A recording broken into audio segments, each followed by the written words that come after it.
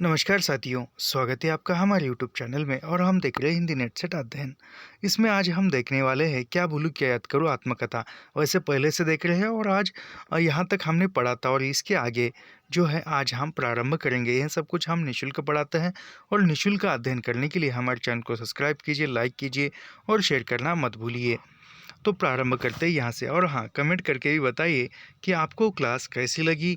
ऐसा इस प्रकार हमें पढ़ाना चाहिए या न पढ़ाना चाहिए, यह भी बताते रहिए, क्योंकि आपका कमेंट ही हमारा हौसला है, आपकी सफलता ही हमारी सफलता है। चलो आगे बढ़ते हैं। ठाकुरों की उस मोहल्ले में कोई बस्ती न थी। विधवा ठाकुराइन का एक कायस्थ महोदय कहीं उड़ा ले गए थे। उसकी अपनी ब्याहता पत्नी भी थी। कई बच्चे थे जो दूसरे मोहल्ले में रहते थे। ठाकुराइन के लड़की अपने पूर्व पति से थी। एक लड़की, दो लड़के मुंशी जी से हुए। ठाकुराइन मंजोले कद भरे बदन, गोरे रंग की स्त्री थी। उनका सौंदर्य उनकी चाल में था। मशहूर था कि एक बार एक कत्थक किसी शादी में नाचने गाने के लिए मोहल्ले में आया, यानी कत्थक नृत्य करने वाले आया और ठाकुराइन के पीछे पीछे घूमने लगा, यानी जो कत्थक नृत्य करने वाला।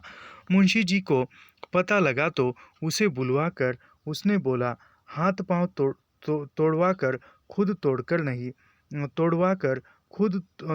नहीं बैठाल दूंगा, यानी हाथ पैर तोड़कर तुम्हें बिठाऊंगा। खैरियत इसी में है कि मोहल्ले में आप दिखाई न पड़ो। वह हाथ जोड़कर बोला, सरकार, मैं फैजाबाद का कत्थक हूँ, कसूर माफ होए। ठकुराइन गजगामिन है। मैं गजगामिन की चाल सीखे का उनके पीछे पीछे घूमता हूँ। दुई चार रोज में उनकर चरण सुई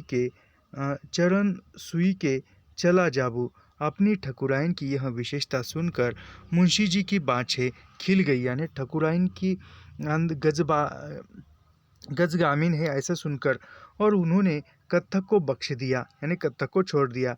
जब मुझे ठकुराइन को देखने की याद है वह बूढ़ा गई थी, यानी जब लेखक ने ठकुराइन को देखा तब वह बूढ़ी हो गई थी। पर उनकी चाल में कुछ बात तब भी थी। लड़के उनके किसी काम के नहीं निकले। बड़ा लड़का तो एक बार जेल भी गया, पर पता नहीं किस जुर्म में, यानी ठकुराइन का जो बड़ा लड़का था एक बार जेल में गया।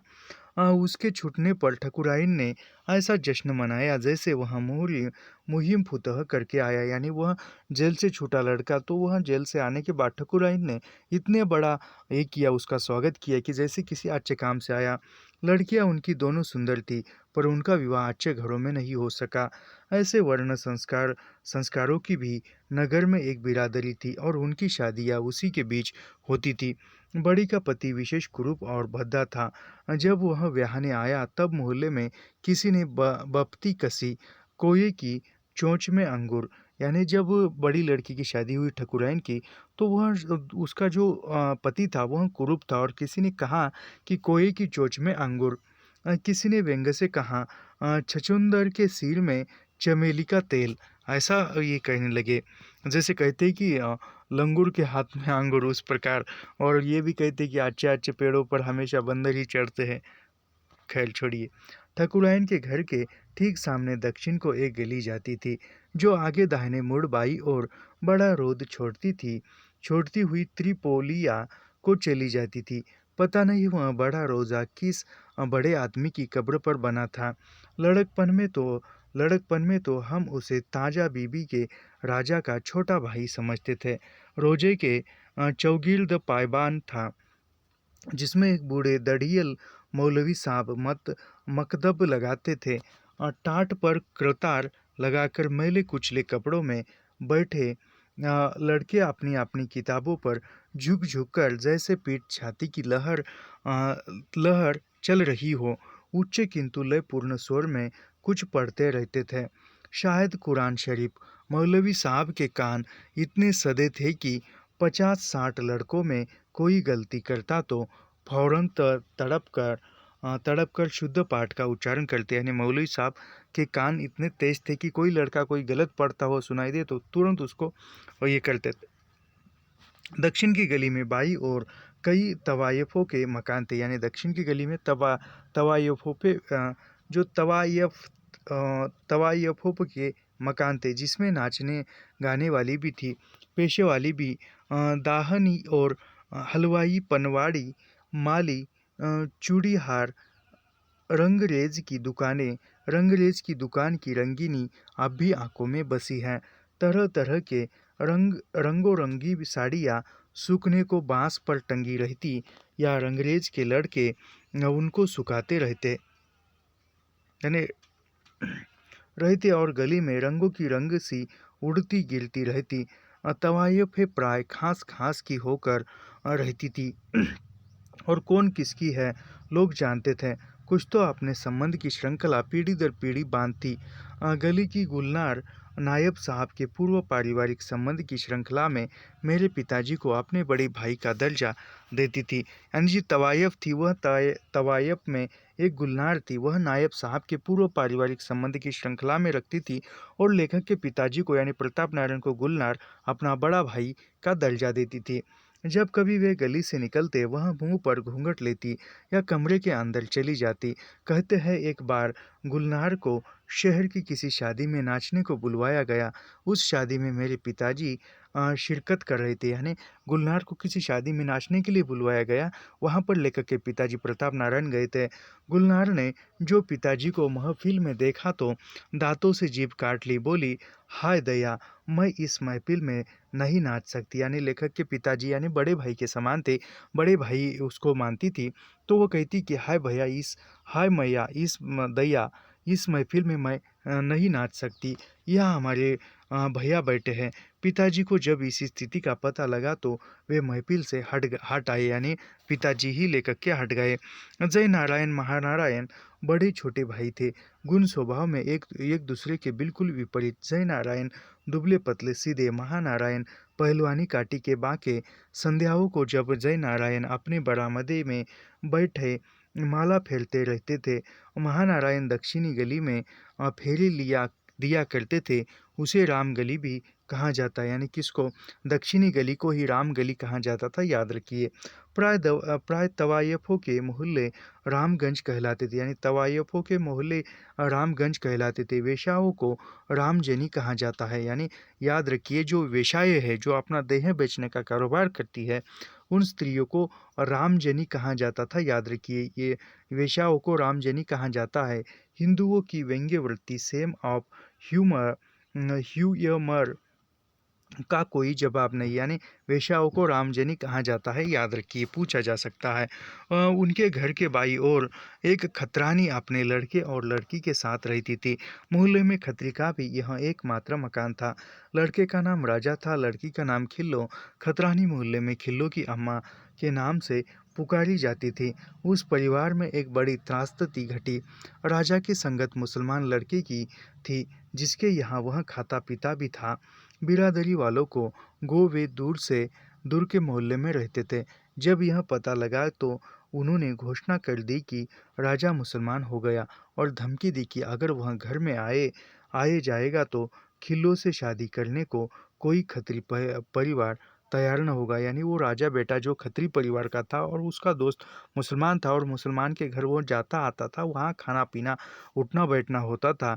तो खतरानी परिवार के जो लोग हैं वह कहने लगे कि यदि तुम मुसलमान के यहाँ जाओगे, आना जाना तुम्हारा जारी रहेगा, तुम्हारी बहन जो है खिल्लो राजा के बहन का नाम खिल्लो था, तो खिल्लो के शादी नहीं हो पाएगी खतरानी परिवार में, और उसके शादी में खतरी परिवार का कोई नहीं आएगा। खिल्लो की अम्मा ने अपनी छाती पर पत्थर धरकर राजा को घर से निकाल दिया। ब्याहने योग्य बेटी का भी तो ध्यान रखना था। राजा कभी कभी आता तो बाहर बैठता, माँ जो कुछ भी घर में खाने पीने को होता उसके सामने रखती, और ड्योढ़ी पर बैठकर बिरादरी के इस अत्याचार पर आठ आठ आंसू बहाती। राजा कंपनी बार के नीम खाना क्लब में साहबों को टेनिस खिलाता था। उसके यानी टेनिस कौन खिलाता था, खत्री परिवार का जो राजा था वह कंपनी बार में नीम खाना क्लब में वह टेनिस खिलाता था साहबों को, याद रखिए। अपनी बहन की शादी के लिए रुपया जोड़ा, सारा सामान जुटाया, बिना घर में पाँव रखे यानी घर में न पाँव रखे यानी घर के अंदर न जाते ही उन्हें सब कुछ जो शादी की व्यवस्था थी वह की थी। विदा के समय वह नीम के पेड़ के नीचे खड़ा रो रहा था। बहन जब डोली में बैठन लगी तो अपने भाई से भेंटने के लिए नीम की ओर बढ़ी, पर ससुराल वालों ने उसे रोक दिया। राजा को नीम के तने पर सिर पटक पटक कर बिलखते मैंने अपनी आंखों से देखा था। बात को खिल्ली की माँ कहीं चली गई यानी बात को खिल्ली की माँ कहीं चली गई। राजा भी गली में न दिखाई देता। लोगों का ख्याल था कि राजा अपनी माँ को लेकर किसी दूसरे शहर में चला गया। हिंदुओं की छुआछूती नीति ने इतने अनर्थ किए हैं और उनकी सामाजिक रूढ़ियाँ कितनी क्रूर और निर्मम हो सकती है। ग्रेट ट्रैंग रोड को जाने वाली गली में आगे चलकर दाहिनी ओर को छोटू आहिर का मकान था। उनके घर के आगे बड़ी खुली जगह थी जिसमें उनकी गाय भैंस बंधी रहती थी। सानी पानी के समय भी करती। फुर्श पर हर तरफ गोबर की गोबर, चारों ओर गोबर गंध। छोटू को अल्लाह गाने का शौक था यानी छोटू को जो है अल्लाह गाने का शौक था, जिसकी बावनों लड़ाइयाँ उनको बर ज़बानी याद थी। बरसात के दिनों में के मचिया पर बैठ जाते और ढोलक को घुटने से दांव कर अल्लाह छेड़ दे। ढोलक की दुई दुई पनही वाली ताल पर उनका अंग अंग अंग लहराता था। वह जो है अल्लाह का छंद है, वही यहाँ पर है, पढ़ते हैं। सुमरिन करी के श्री गणपति को ओ गिरिजा के चरण मनाए। लिखो लड़ाई अब जमों की, यारो सुनियो कान लगाए। इतना सुनी के राजा बोले, पंडित सुनो हमारी बात। एक दिन मरना है सबकी और खटिया परी के मरे बलाए। सम्मुख रन में हम मरी, जय हुई है जुगुन जुगुन ली नाम। डोला मागत है बेटी को। अल्लाह में पंक्तियाँ समय विषम में अल्लाह में पंक्तियाँ यानी अल्लाह छंद में पंक्तियाँ जो है समय विषम क्रम में चढ़ती जाती है। यानी ओ गिरजा के चरण मनाए, लिखी लड़ाई जब जम्मों की। इतना एक साथ पढ़कर ढोलक पर दुई दुई पनही की ताल दी जाएगी। आखिरी पंक्तियाँ इस प्रकार सुनाई देगी। होई है जुगन जुगन लो नाम। डोला मागत है बेटे को, धक तक धिक। ये ढोलक की थापे पड़ती थी। दुई दुई पनई। मेरी चकवाली कविता में छोटू का भी वर्णन था। कुछ पंक्तियाँ याद है यानी जो लेखक ने चकवाली कविता लिखी थी उसमें छोटू का ही वर्णन था। उस चकवाली कविता की कुछ पंक्तियाँ। मचिया पर बैठा करता था जमकर छोटू गौला, और बजाकर ढोलक गाया करता था वह आला। शोर के साथ हिला करती थी उसके सिर की पगड़ी, देख देख कर मुस्काती थी उसकी जोरू जोरू तगड़ी। ये छोटू जो है वह अल्लाह गाता था और उसका ही वर्णन इस कविता में किसमें चक वाली कविता में किया हुआ है। यह हम फिर से पढ़ते हैं। मचिया पर बैठा करता था जमकर छोटू गौला यानी वो गौला था, और बजाकर ढोलक गाया करता था वह आला। शोर के साथ हिला करती थी उसके सिर की पगड़ी, देख देख कर मुस्काती थी उसकी जोरू तगड़ी। आला सुनने को बहुत से आहिर लोग इकट्ठे होते थे। बड़ी बड़ी लाठियाँ लेकर आहिरों के कुछ घर मोहल्ले के पूरब उत्तर के कोने पर भी थे। सुनते सुनते लोगों को इतना जोश आता कि कई जोड़े खड़े होकर ढोलक की थाप पर लकड़ी भांजने लगते, और कभी कभी सचमुच ही लाठी चल जाती और दो चार को का खोपड़ा भंजन हो जाता। आहिर के घर के आगे जामिन अली और कुछ मुसलमानों के मकान थे। यानी याद रखिए आहिर के घर के आगे किसका घर था, तो आगे जामिन अली का घर था, याद रखिए, और अन्य मुसलमानों के मकान थे। बीच की बहुत सी ज़मीन खाली पड़ी थी बड़े रोज़े के पूरब की जिस पर ताड़ खजूर के पेड़ खड़े थे। आखिर में कई ब्राह्मणों के मकान थे। एक पंडित जी रामलीला में परशुराम बनते थे। पगोर उनकी आवाज़ में हम पहचान लेते थे कि ये हमारी गली वाले पंडित जी हैं। खाली ज़मीन से बाई और पूरब को एक गली बाबू राजा राम की कोठी को चली जाती। शायद वहाँ चक की दक्षिणी पूर्वी सीमा थी। बाबू राजाराम पंडित मोतीलाल नेहरू के मित्रों में थे, यानी मोतीलाल नेहरू के मित्र कौन थे? तो राजा राम पंडित जो थे वह मोतीलाल नेहरू के मित्रों में थे। बहुत बाद में मैं उनके परिवार की किसी लड़के की ट्यूशन करता था, यानी राजाराम पंडित के परिवार के एक लड़के को लेकर ट्यूशन पढ़ाते थे। कमरे में मैंने दोनों की free free mess free masonry society के सदस्यों की विशिष्ट पोशाक में एक फोटो देखी थी। कहते हैं एक प्रकार की आध्यात्मिक संस्था थी। कौन सी आध्यात्मिक संस्था थी? तो फ्री में सोनरी सोसाइटी, यह जो है यह आध्यात्मिक संस्था थी जिसकी कार्रवाई बिल्कुल गोपनीय रखी जाती थी। केवल सदस्य ही उनमें भाग ले सकते थे। इसका संबंध किसी मध्ययुगीन यूरोपीय रहस्यवादी संघ से था। केवल धनी मानी व्यक्ति ही इसके सदस्य हो सकते थे। सदस्य हर हालत में एक दूसरे की सहायता करने को प्रतिबद्ध थे। अपने को सदस्य बनाने के कुछ गुप्त संकेत भी थे। कहा जाता था कि एक बार कोई जज किसी अभियुक्ति को फांसी की सज़ा सुनाने जा रहा था। जज फ्रीमेसन था। अभियुक्ति ने जज को संकेत से बताया कि वह भी फ्रीमेसन है और जज ने उसको छोड़ दिया। मेसोनिक लाज की कोई इमारत नगर में कहीं देखने की मुझे याद है। पंडित मोतीलाल नेहरू की ऐसी संस्थाओं में रुचि थी, यानी पंडित मोतीलाल नेहरू की कैसे संस्थाओं में ये थी रुचि थी? तो मेसोनिक लाज की तरह जो बड़ी इमारत थी उसमें मोतीलाल नेहरू की रुचि थी।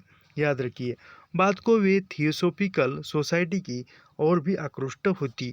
कोटी के उत्तर की गली में कुछ गुजरातियों, कुछ बंगालियों, कुछ कायस्थों की बस्ती थी।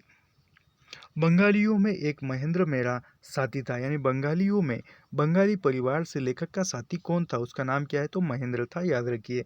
एक दिलचस्प आदमी उस गली के मुंशी राम प्रसाद थे।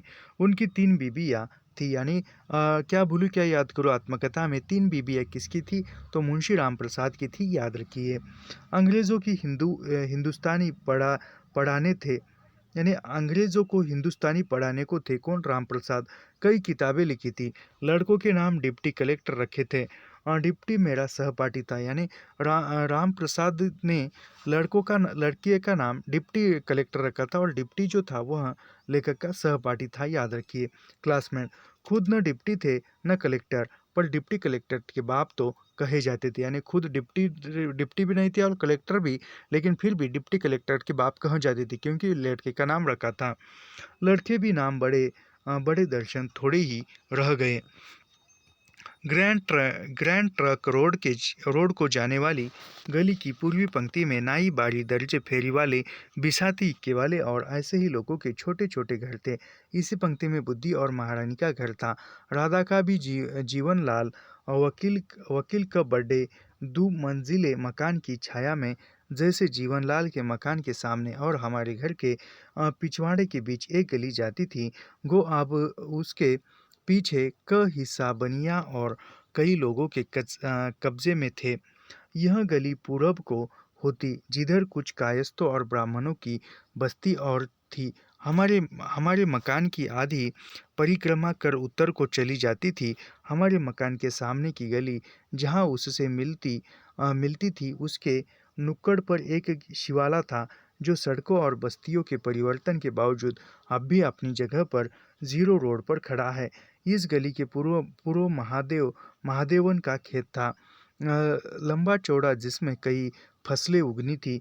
पार मस्जिद थी जिससे कोठी अनजाने हमारे घर तन सुनाई देती थी। मेरी नाड़ महादेवन के खेत में गड़ी थी, यानी लेखक की नाड़ किसके खेत में गड़ी थी? तो वह नाड़ यानी जो जन्म के समय ये होती थी वह, तो वह महादेवन के खेत में लेखक की नाड़ गड़ी थी। याद रखिए। जहाँ गढ़ी थी, मेरी भी प्रतिवर्ष मेरे जन्मदिन को उस जगह की पूजा किया करनी थी और महादेवन की घरवाली का कुछ निछावर देती थी। गलियों के बीच में द्वीप की तरह होकर भी हमारा घर 3 तरफ से खुला था। पश्चिम और कल्याण चंद्र का बाग, उत्तर की ओर बुढ़िया काठिन की टोल टाल और गिरिधर का खेत, और पूरब की ओर महादेवन का खेत। बाद को जब सिटी बाई MCA बना, तब महादेवन का खेत ने ले लिया गया और उसमें खेलने का मैदान बना गया। उत्तर को जाने वाली गली सीधे मोहतशिमगंज और दाहिने मुड़कर शहरारा बाग चली जाती थी। जनसाधारण में वहाँ सलालाबाद के नाम से जाना जाता था। बाग वहाँ कोई न था।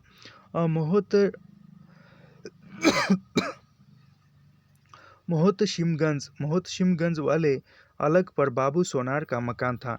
काम में अच्छा था, पर वादा पूरा करने की चीज़ है, इसे उसने सीखा ही न था। यानी वादा पूरे करने के किसने नहीं सीखा था? तो बाबू सोनार ने वादा पूरा करने का नहीं सीखा था। लोग कहते थे कि जब लड़की पैदा हो तभी बाबू को जेवर बनाने का दे दिया जाए। मुमकिन है कि उसकी शादी तक वह बनाकर दे दे। यानी लोग कहते हैं जब लड़की का जन्म हुआ, तब लड़की को उस बाबू सोनार को उसको शादी के लिए गहने बनाने के लिए कहे जाए, तब तक वह होने तक या शादी के समय तक वह गहने बनवाकर तैयार करेगा। उसके बारे में एक कहन मशहूर थी। यानी बाबू सोनार के बारे में एक मशहूर कहावत थी, घड़ी घड़ी के पक पक बारा, चौघड़िया के साल, जेका बाबू काल काल, दीहेन तेकर कवुन हवाल। बाबू सोनार के बारे में कही हुई कहावत है। 1 मिनट।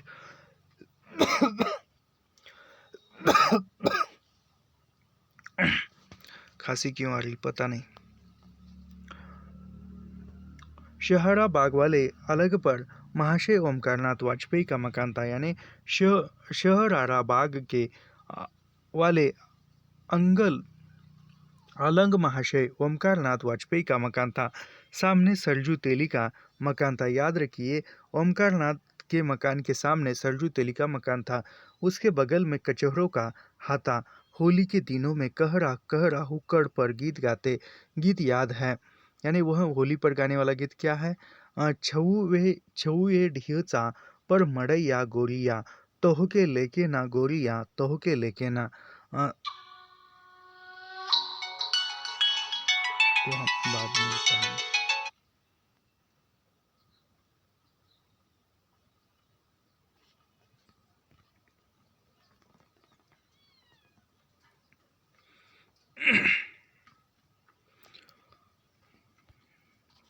वाजपेयी जी के मोहल्ले में कई नगर के आर्य समाजियों के प्रमुख थे। यानी वाजपेयी जी के जो मोहल्ला था उसमें आर्य समाजियों के प्रमुख थे। आछे कद कुद के, भरे बदन के, गोरे रंग के धोती कमीज पर खुले आकर का रेशमी या दूनी कोटा पहनते थे। सिर पर रेशमी पगड़ी, आंखों पर चश्मा, बड़ी बड़ी काली मूछें ऊपर को उठी हुई थी, पाँवों के जूते मोजे। उनका व्यक्तित्व बड़ा ही मनोज्ञ और आकर्षण था। किसका? उस वाजपेयी जी का। समाज सुधार और समाज सेवा को उन्होंने अपने जीवन का लक्ष्य बनाया था। यानी समाज सुधार और समाज सेवा को वाजपेयी जी ने अपना लक्ष्य बनाया था जीवन का। प्रयाग में लड़कियों की शिक्षा के लिए आर्य कन्या पाठशाला जिन लोगों के प्रयत्नशील से खुली थी।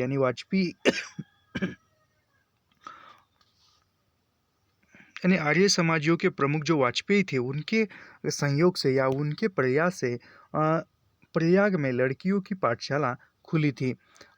उनमें वाजपेयी जी का भी नाम था। घर घर जाकर उन्होंने लोगों से आग्रह किया कि वे अपनी लड़कियों को पढ़ने के लिए पाठशाला भेजें। यानी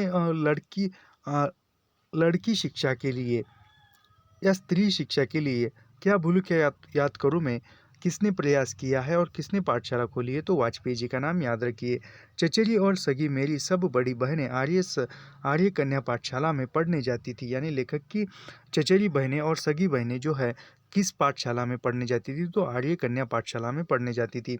एक बड़ी उम्र की दाई लड़कियों को बुलाने आती थी और उनका गोल बनाकर स्कूल लिवा जाती थी। छुट्टी होने पर फिर सबको लिवा आती थी और घर घर पहुंचा जाती थी।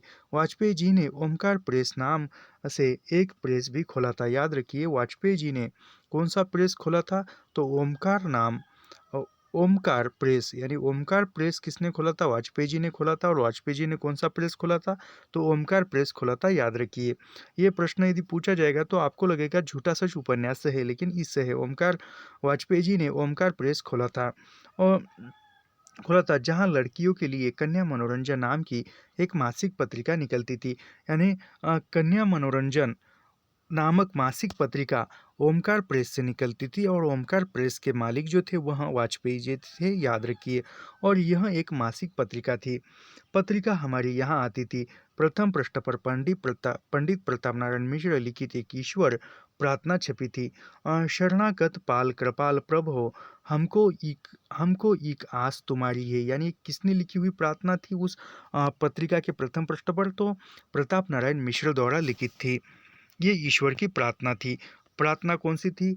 शरणागत पाल कृपाल प्रभो, हमको एक आस तुम्हारी है, यानी प्रभु तुम्हारी आस है, शरण ले लो। उसकी अंतिम पंक्ति थी, प्रताप नारायण तो तुम्हारे पद पंकज पे बलिहारी। यानी इस प्रार्थना की अंतिम पंक्ति थी, प्रताप नारायण, यानी प्रताप नारायण जो थे वह प्रताप नारायण तो तुम्हारे पद पंकज में बलिहारी, यानी ये भगवान से कह रहे कि प्रताप नारायण तुम्हारे पैरों पर है, बलिहारी है, तुम्हारे पैरों पर हार गए हैं। और उन्हें पढ़कर मैं समझता था कि यह प्रार्थना मेरे पिताजी की ही लिखी है। पत्रिका में मनोरंजक कहानियाँ और उपदेशात्मक लेख छपा करते थे। पहले बहनें पढ़कर मुझे सुनाती थी, बाद को मैं खुद पढ़ने लगा था।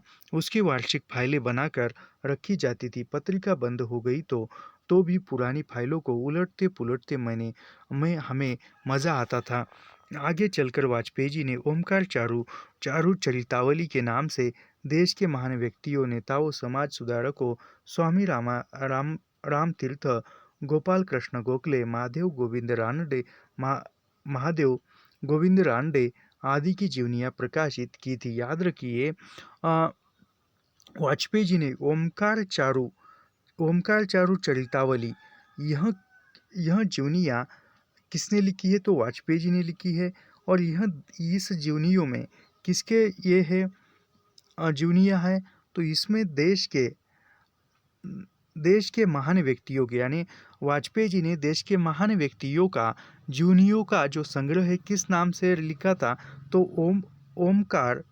ओमकार चारू चरितावली नाम से लिखा था, याद रखिए। तो उसमें कौन कौन से नेता थे? याद रखिए, समाज व्यक्तियों के, नेताओं या समाज सुधारकों थे। ये उसमें स्वामी रामानंद तीर्थ थे, गोपाल कृष्ण गोखले थे, महादेव गोविंद रानडे। यह थी लगभग 100 पृष्ठों की पुस्तक होती थी, शायद 8 आने की। यानी यह ओमकार चारू चरितावली, यह 8 आने की किताब थी। यानी उस समय वो चरितावली की प्राय सभी पुस्तकें मैंने कभी पढ़ी थी।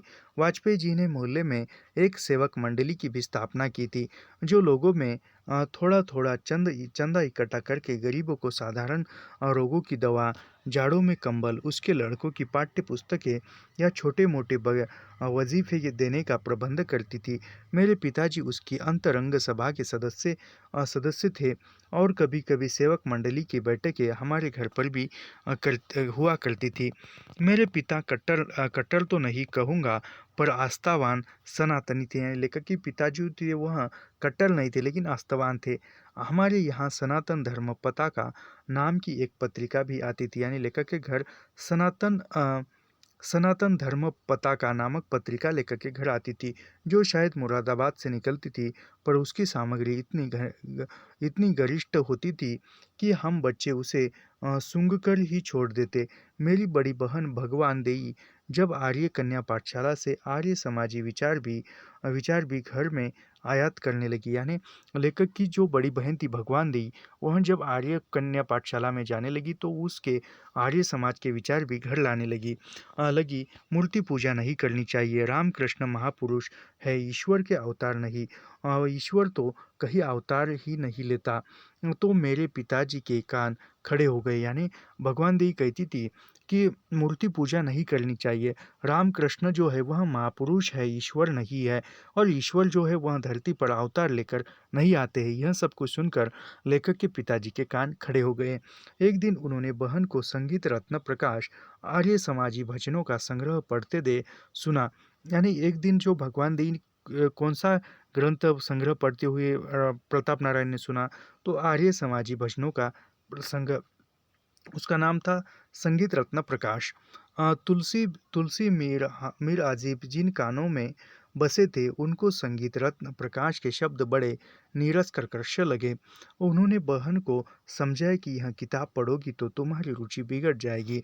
बहन ने अपने पैसे बचाकर प्रकाश खरीदा था, यानी भगवान देव ने अपने पैसे बचाकर कौन सी किताब खरीदी थी, तो उसका नाम था, देखो, अ, प्रकाश खरीदा था। यानी कौन-सा प्रकाश खरीदा था? तो यहाँ पर संगीत रत्न प्रकाश, भगवान देव ने संगीत रत्न प्रकाश नामक किताब जो है, वह किताब आपने जो पैसे थे, वह पैसे बचा-बचा कर खरीदा था। पिताजी ने दुगने दाम दाम देने का प्रलोभन देकर वह पुस्तक उनसे ले ली और कहीं छिपा कर रख दी। थोड़े दिन बाद उन्होंने आर्य कन्या पाठशाला से बहन को हटा लिया। इस पर मेरी चचेरी बहन भी वहाँ से हटा ली गई। इस सब लड़कियों को स्कूल के जीवन में कुछ रस आने लगा था। उनका स्कूल जाना बंद हुआ तो सबों ने मिलकर बड़ी नाराज़गी दिखाई। किसी ने 2 दिन खाना नहीं खाया तो दिन-दिन कोठरी से न निकली। किसी ने बर्तन भांडे पटके। बात को जब तक वे अपने स्कूली जीवन की सुखद स्मृतियों शुरू करके जगाया करती थी, यानी उनका स्कूल जाना बंद कर दिया तो वो उन्होंने घर में अस्त व्यस्तता का वातावरण निर्माण किया। जब हम स्कूल में पढ़ती थी, छोटी बहनें स्कूल भेजी ही न गई। उनकी उनकी जो कुछ शिक्षा हुई बड़ी बहनों द्वारा ही हुई, यानी छोटी लड़कियां जो थी, बहनें थी लेकर कि वह स्कूल भेजी नहीं गई। जो बड़ी बहनें भेजी गई थी वही उनको पढ़ाती थी। अपनी बड़ी बहनों को संपर्क में हिंदी अक्षरों को पहचानना, उन्हें लिखाना या मिलाकर पढ़ना मुझको अनायास ही आ गया। उर्दू हरूफों को पहचानना और लिखना मेरी माँ ने मुझे पहले से ही सिखाया था। यानी उर्दू अक्षरों को, उर्दू वर्णमाला को लिखना, पढ़ना या पहचानना, ये लेखक की माँ ने सिखाया था, याद रखिए। विधिवत मेरी पढ़ाई शुरू होने के पहले घर में कुछ उत्सव हुआ, कुछ पूजा हुई। पुरोहित जी ने पट्टी पर एक और मुझसे लिखवाया, श्री गणेशाय नमः। मौलवी साहब ने दूसरी ओर बिस्मिल्लाह बिस्मिल्लाह ही रहमा, यानी लेखक की पढ़ाई प्रारंभ होने से पूर्व पंडित जी ने लिखवाया, श्री गणेशाय नमः। फिर मौलवी साहब ने भी लिखवाया। मौलवी साहब ने क्या लिखा? तो बिस्मिल्लाह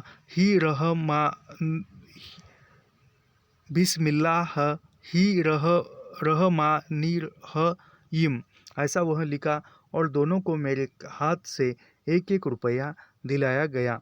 मैंने पंडित जी के चरण छुए, मौलवी साहब को बंदगी की।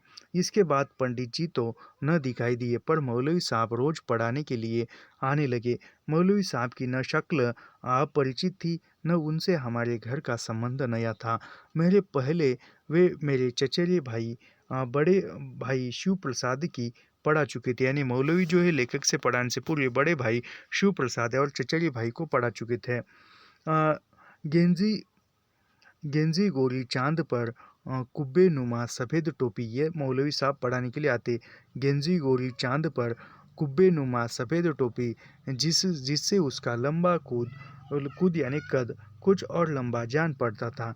छोटी कटो मूछों पर भूरी हुई खिचड़ी दाढ़ी, यानी कुछ सफ़ेद बाल कुछ काले बाल। आँखों की पुतलियाँ नीलछर नीलछर कोये जैसे और बाहर को निकले हुए आतुर है। गरारेदार पायजामे पर ढीला ढाला छक लिया अंगा, पाँवों में सुलेम शाही जूती, हाथ में डंडा। जाड़े के दिनों में अंगे के नीचा रुईदार मिरई पहन लेते, जिससे उनकी वैसे ही भारी काया कुछ और भारी भरकम हो जाती। मकान के आगे छप्परदार दालन में दीवार से लगा एक पुराना तख्त पड़ा रहता था। मौलवी साहब आते, आवाज़ देते और जूती उतार कर दीवार के सहारे तख्त पर बैठ जाते। मैं उनके सामने पालती मारकर बैठ जाता। शुरू के दिनों में राधा अपनी रुई बत्ती की छितनियाँ लिए हुए कहीं पास ही बैठ जाती। इसलिए ही मौलवी साहब से मुझे डर न लगे और अगर वे मुझे ज़्यादा मारे पीटे तो मुझको बचा सके। मौलवी साहब अपनी राख्ती के लिए मशहूर थे, यानी मौलवी साहब किसके लिए मशहूर थे? तो राख्ती के लिए मशहूर थे। सुनता था कि जब वे किसी लड़के को पढ़ाना शुरू करते थे तो उसके वालिदैन से कह देते कि चमड़ी हमारी और हड्डी तुम्हारी। मुझे याद नहीं कि कभी उन्होंने सबक न याद करने के लिए मुझे मारा पीटा हो, यानी कभी मारा नहीं, क्योंकि लेखक सब कुछ याद करते थे। पढ़ते वक्त किताब से आंखें उठाकर मैं कभी दूसरी दूसरी ओर देखता और खुले में बैठे हुए आकर्षित करने को 100 तरह की चीज़ें इधर उधर होती तो वे धीमे से मेरा कान पकड़कर फिर मेरा सिर किताब पर झुका देते। दो 2 डेढ़ बरस बाद की बात है। मेरे छोटे भाई शालिग्राम ने मेरे पास बैठकर कुछ शैतानी की। मौलवी साहब ने डांट दिया। उन्होंने फिर शैतानी की। अब मौलवी साहब मारने को बढ़े तो वे कुछ दूर हट गया। मौलवी साहब के लिए जल्दी उठना आसान न था और उन्होंने फिर शैतानी की। मौलवी साहब उनको पकड़ने को उठे तो वे भगे और मौलवी साहब ने उनको दौड़ाना शुरू किया। पर शालिग्राम कहाँ कहाँ हाथ लगने वाले थे। आखिरकार मौलवी साहब की हाँफते हुए लौट आए। आगे आगे शालिग्राम, पीछे पीछे भद भद भागते मौलवी साहब जैसे हिरण के पीछे हाथी। वह दृश्य याद करके मैं आज भी अपनी हंसी नहीं रोक पाता। उस दिन भला क्या रुकनी थी और मौलवी साहब ने शालिग्राम का गुस्सा मेरे ऊपर उतारा। उस समय की पढ़ाई रडट विद्या थी, यानी शालिग्राम का गुस्सा लेखक पर निकाला, हरिवंश पर निकाला और फिर लेखक रो रहे थे। 1 साल तक तो मुझे खालिक बारी की ही रटाई गई, यानी 1 साल तक लेखक को मौलवी साहब ने खालिक बारी ही पढ़ाया। इबारत को पढ़कर मैं न डरता, रटते रटते इबारत को पहचानने लगा और राख दिन बड़ी खुशी हुई जब मैं उस पुस्तक के आखिरी बंद पर पहुंचा। लीजिए, हमारी मौलवी साहब का नाम भी उस बंद में आता है। मौलवी साहब शरण पनाह गदा भिखारी खुसरो शाह, यानी खुसरो की जो खारिक बारी थी वहाँ किताब। मौलवी साहब को शायद 2 रुपये माहवारी दिए जाते थे, यानी मौलवी साहब लेखक को पढ़ाने के लिए आते थे तो 2 रुपये माहवारी दी जाती थी। जिस दिन किताब खत्म हुई उस दिन मेरे हाथ से 1 रुपया अलग से उन्हें दिलाया गया और शिरीनी जो बिगड़ कर अब सिन्नी हो गई थी, मंगवा कर बच्चों को बीटी गई। खालिक बारी के बाद मौलवी साहब ने मुझे एकदम करीमा पर उतार दिया। फिर वही रटन, यानी खारिक बारी होने के बाद जो करीमा ग्रंथ था उस पर लेखक को मौलवी पढ़ाने लगे। उसमें की पंक्तियाँ थी, करीमा बबक्शकाय बरहालमा की हस्तम असीरे कमदे हवा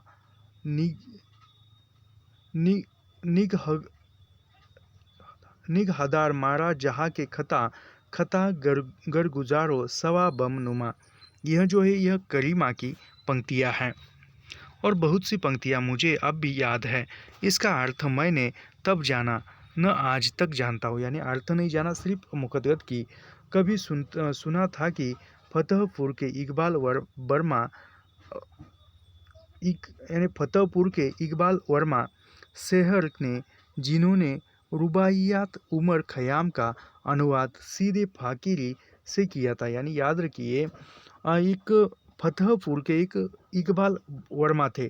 शहर यानी एक फतेहपुर के इकबाल वर्मा शहर थे। उन्होंने रुवाइयत का उमर खयाम का अनुवाद सीधे पारसी में किया था, याद रखिए। करीमा का भी अनुवाद किया था, शायद कहीं से प्रकाशित भी कराया था। एक बार इच्छा हुई कि अनुवाद पढ़कर जानूं तो करीमा में क्या है, पर वक्त से किताब हाथ न लगी और बाद में दिमाग से उतर गई। करीमा के बाद मुझे मामकीना पढ़ाई गई, यानी याद रखिए सबसे प्रथम मौलवी साहब ने लेखक को खालिक बारी पढ़ाई, खालिक बारी के बाद करीमा किताब पढ़ाई और फिर करीमा होने के बाद मामकीमा पढ़ाना प्रारंभ किया। वह मैंने पूरी रटी थी, पर अब उसका इतना ही याद है कि उसकी बहर करीमा से भिन्न थी, यानी उसकी जो बहर थी वह करीमा किताब से अलग थी, भिन्न थी। करीमा की बहर में कुछ तेजी थी, मामकीमा की बहर में कुछ धीमापन, पहली में जैसे मृग चौकड़ी भरता भाग रहा हो, दूसरी में जैसे गजराज सहज गंभीर गति से चल रहा हो। पारसी की कुछ कहावतें और सुक्तियाँ भी मौलवी साहब ने मुझे रटाई थी, कुछ का अर्थ भी बताया था। एक सुक्ति कलम पर इस वक्त याद आ गई। एक उक्ति थी, कलम गोयद की मन शाहे जहानम, कलम कसरा बदौलत मिर सानम, अगर बद अगर बदबख्त बाशद मनसी दामन, वले एक बार बल दौलत रसानम। यह कहावत है। पहली पंक्ति का अर्थ है कलम। पारसी में कलम पुल्लिंग माना जाता है, यानी पारसी में कलम शब्द जो है वह पुल्लिंग माना जाता है। कहता है कि मैं दुनिया का बादशाह हूँ। यह पंक्ति पहले भी अच्छी लगती थी, आज भी अच्छी लगती है। जी चाहता है इसे गुनगुनाऊं, इसके अर्थ पर विचार करूं, पर मन अब इसकी सच्चाई को पूरी तरह ग्रहण नहीं करता। कुलम तो बहुत है, बहुतों के हाथों में सब कैसे राज बनेंगे। कोई छोटा राजा बनेगा, कोई बड़ा राजा, कोई महाराजा, कोई महाराजा अधिराज। कलम के राज में कुछ कलमों को कुछ क्यों ज़्यादातर शायद प्रजा बनकर ही सब्र कर लेना पड़े। यानी जो कलम के राज में, कलम जो हाथ में पकड़ता है, ज़्यादातर लोगों को एक प्रजा ही बनना पड़ता है। मेरा कलम तो शायद प्रजा वर्ग में ही एक हो। कलम के राज में प्रजा बनना भी कम सौभाग्य की बात नहीं है। यानी कलम के राज पर, ये इम्पोर्टेंट कथन याद रखिए, कलम के राज में प्रजा बनना भी एक कम सौभाग्य की बात नहीं है। पर अभी दुनिया में कुलम का राज है। कहाँ कलम के अर्थ है सच्चाई, कुलम के अर्थ है ईमानदारी। यानी कुलम का अर्थ क्या है? ईमानदारी। और कलम का अर्थ है पेन। कलम के अर्थ है न्याय, यानी कलम का अर्थ न्याय और कुलम का अर्थ है ईमानदारी। याद रखिए। कलम के अर्थ है आत्मसम्मान, यानी कलम का अर्थ क्या है? आत्मसम्मान। कलम का राज कभी आएगा, इसमें मुझे संदेह है, पर एक बात का विश्वास भी है कि जब तक कलम कलम है, वह लाठी के राज को पूरी तरह कभी स्वीकार नहीं करेगा। यानी जो पढ़ा लिखा है वह लाठी के गुलामगिरी को कभी स्वीकार नहीं करेगा। कलम का नाम निर्भीकता है, साहस है, विरोध विरोध है। पर कलम नकारात्मक ही नहीं है, वह सकारात्मक भी है। वह संगीत है, श्रृंगार है, शोभा है, शांति है। वह जीवन की जीवंतता है। लाठी तो जड़ता है, जड़ता न भी हो तो असंतुलन एकांगिकता है, स्वीकृति। कुछ पारसी की कहावतें भी दिमाग में उतर आई है। मन तुरा हाजी हाजी बगोयम, तू मरा हाजी बयो भाव। वही है जो संस्कृत की इस पंक्ति में परंपर प्रशंसती, अहो रूप अहो ध्वनि, खुदरा फजीहत दिगरा नसीहत, पर उपदेश कुशल बहुतेरे जे आचरही ते नाही घरेने, आदि आदि। कभी सोचता हूँ कि जब पारसी इस देश में आई होगी तो उसने यहाँ की धरती की मनीषा में अपनी कितनी प्रतिध्वनियाँ पाई होगी। मैंने अपने यत्तिकीच अनुभव से पाया है कि वेदना और विवेक का रंग कहीं भी कहीं भी पाया जाए, एक दूसरे से ज़्यादा अलग नहीं होता। मानवता अपनी पीड़ा और प्रकाश के क्षण में प्राय एक सुर में बोलती है। आप कहोगे यहाँ एक सुर में पढ़ते जा रहे हैं पोथी की तरह, ऐसा नहीं है। जहाँ पर परीक्षा में पूछे जाने योग्य है वहाँ पर मैं अवश्य आपको समझाऊंगा, अवश्य विश्लेषण करूंगा, क्योंकि बहुत बड़ी किताब है और हम जितना हो सके उतना शॉर्ट में पढ़ाने की नौबत ना आए आप पर, यह मैं सोच रहा हूँ। और जितना हो सके उतना प्रयास करूँगा कि जो भी रचना है वह पूरी लाइन टू लाइन, पंक्ति दर पंक्ति पढ़ाने का प्रयास कर रहा हूँ। इसलिए मैं जहाँ पर ये है परीक्षा में पूछे जाने योग्य है वहीं पर विश्लेषण करूँगा, अन्यथा ऐसे पढ़ते चलूँगा।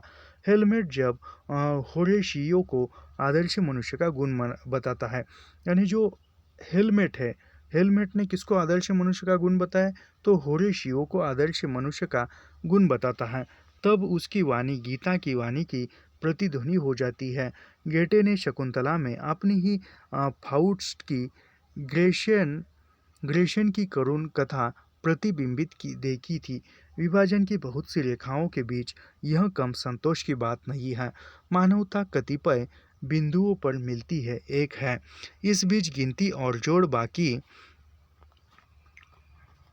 बाकी गुना भाग मुझको माँ और बड़ी बहन ने सिखाया। यानी याद रखिए, लेखक को गणित जो था, गणित किसने सिखाया? माँ और लेखक के बहन ने सिखाया। इस बीच गिनती और जोड़ बाकी गुना भाग, ये लेखक को किसने सिखाया? माँ और बहन ने सिखाया। मेरी हिंदी ज्ञान की अभिवृद्धि की थी, यानी माँ ने तो हिंदी सिखाई थी।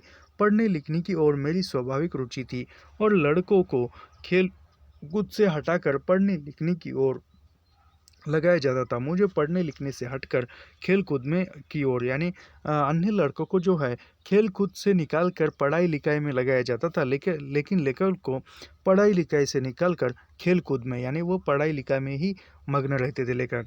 उस समय एक कहावत कही जाती थी, पढ़ोगे पढ़ोगे लिखोगे तो होंगे नवाब, खेलोगे कूदोगे कूदोगे होंगे खराब। ये याद रखिए, पढ़ोगे लिखोगे तो होंगे नवाब, यानी जो पढ़ोगे लिखोगे और तुम नवाब जैसे रहोगे, और खेलोगे कूदोगे तो खराब रह जाओगे, नवाब नहीं बनोगे, नौकरी नहीं मिल पाएगी।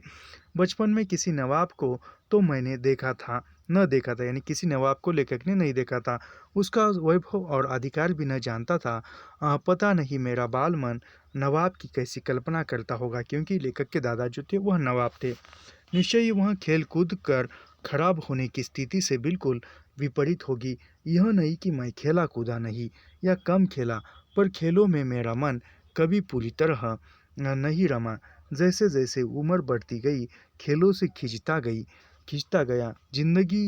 जिंदगी को जीना ही यदि खेल नहीं तो एक समय में खेलों की दुनिया से बिल्कुल दूर चला गया। याद रखिए, ये इम्पोर्टेंट कथन है। जिंदगी को जीना ही यदि खेल नहीं तो एक समय मैं खेलों की दुनिया से बिल्कुल दूर चला गया। काश उस समय मुझे किसी ने यह कहावत भी सुनाई होती, all work and no play makes Jack dull boy. इसकी सत्यता मैंने अपने जीवन में देखी है।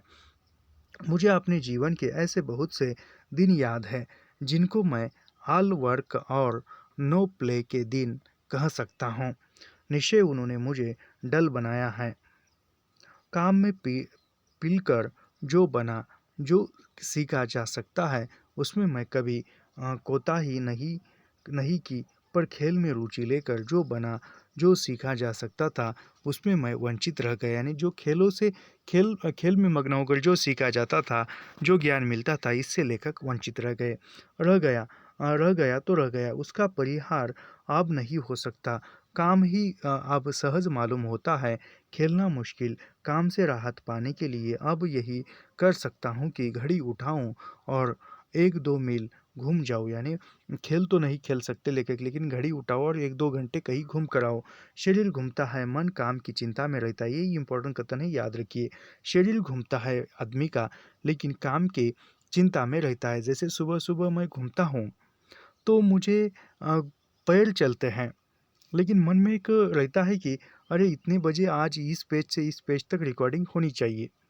और फिर याद आता है कि अरे इतना समय बचा है दिसंबर माह में, और हमारा पढ़ाना होगा या नहीं होगा।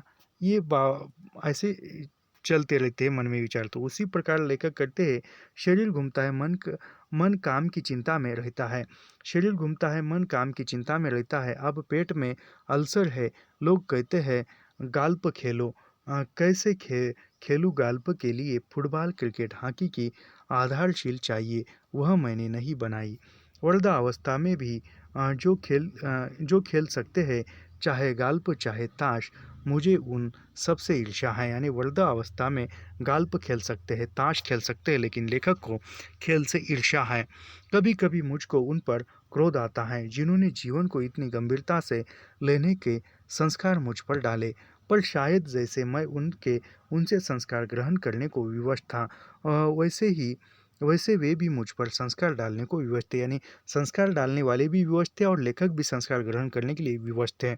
पिताजी को अपने दफ्तर के काम से कभी फुर्सत नहीं मिली कि वे हम लोगों को विशेष पढ़ा लिखा सके। इसलिए घर पर हमको पढ़ाने को मौलवी मास्टर पंडित बराबर लगे रहे और अपनी योग्यता, क्षमता, अयोग्यता और अक्षमता की भी सीमा हमारा निरूपण और दिशा निर्देशन करते रहे।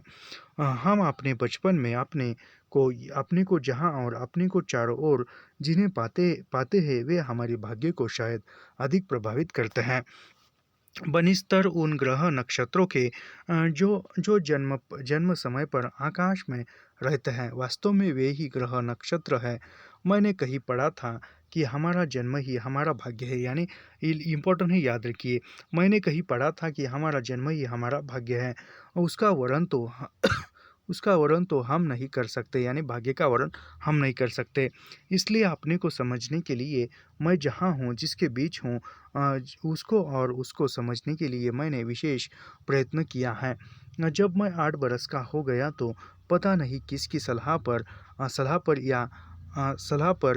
अ, एक मिनट, किसकी सलाह पर या क्या सोचकर मुझको मोहतशिमगंज म्यूनिसिपल स्कूल में डाला गया। शायद इसलिए कि वह स्कूल मेरे घर के सबसे पास पढ़ता था, यानी लेखक के घर के पास, घर के नज़दीक कौन सा स्कूल पढ़ता था, तो म्यूनिसिपल स्कूल लेखक के घर के नज़दीक पढ़ता था। याद रखिए, पूछा जा सकता है।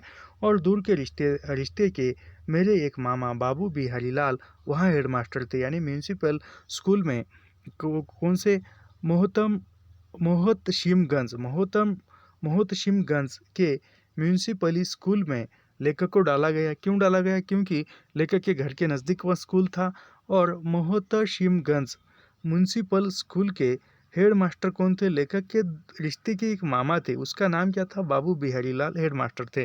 म्यूनिसिपल स्कूल उन दिनों दो तरह के होते थे। लोअर प्राइमरी दर्जा 4 तक, यानी लोअर प्राइमरी यानी दर्जा 4 तक, कक्षा 4 तक। अपर प्राइमरी यानी कक्षा 6 तक, यानी 5वीं से लेकर 6 तक, यानी मिडिल तक आने वाले पढ़ाई इन स्कूलों में वर्नाक्युलर अर्थात हिंदी और उर्दू के माध्यम से होती थी। यानी वर्नाक्युलर का अर्थ क्या है? हिंदी और उर्दू दोनों माध्यम से। मोहतशिमगंज का स्कूल लोअर प्राइमरी था, यानी मोहतमशिमगंज का स्कूल जो था वह लोअर प्राइमरी था। लोअर प्राइमरी यानी क्या? कक्षा दर्जा 4 तक। फीस इन स्कूलों में नाम मात्र ली जाती थी। नीचे दर्जों को 1 पैसा, बीच के दर्जों की 2 पैसे, सबसे ऊंचे दर्जे की 1 आना फीस होती थी। पहले दिन मुझे स्कूल जाने की याद है, यानी लेखक जब पहले दिन स्कूल गए तब लेखक को याद है। 1 मिनट रुकिए।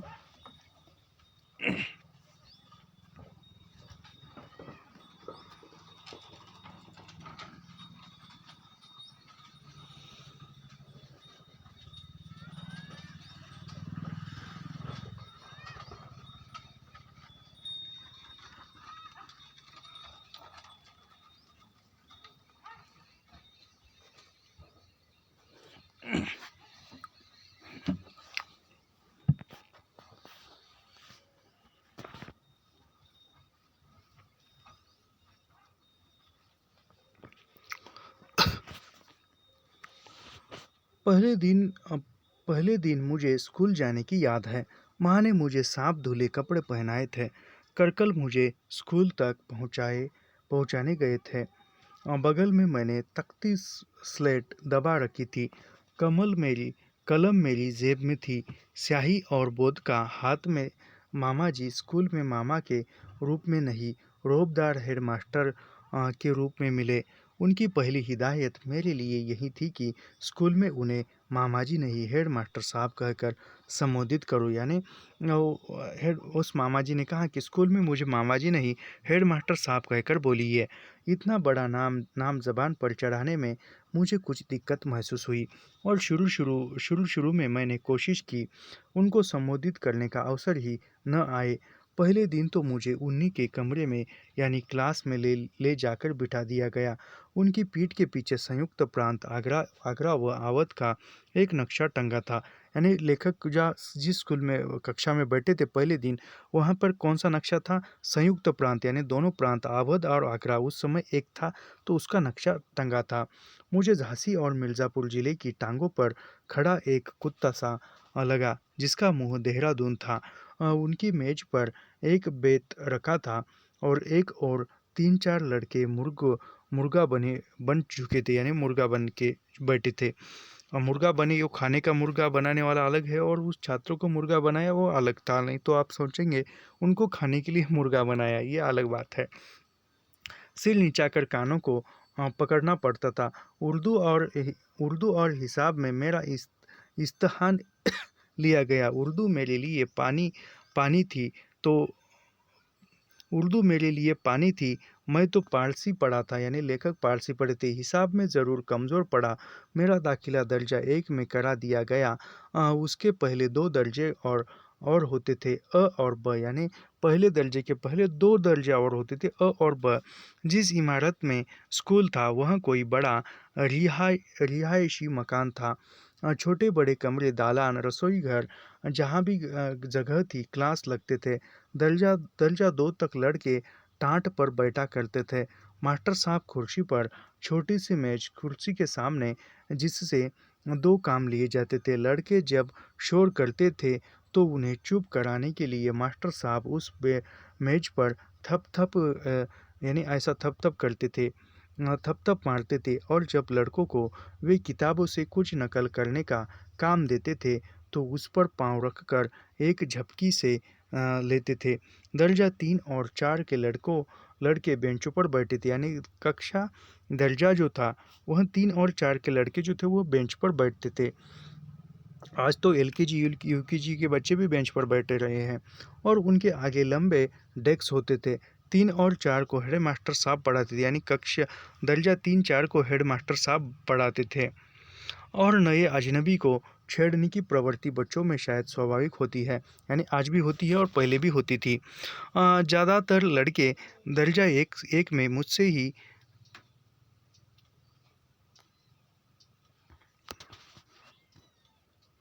ज़्यादातर लड़के दर्जा 1 मुझसे ज़्यादा ही उम्र होंगे, यानी दर्जा 1 में ज़्यादा उम्र के लड़के थे। किसी ने मुझे आँख मारी, किसी ने मुझे मुँह चिढ़ाया।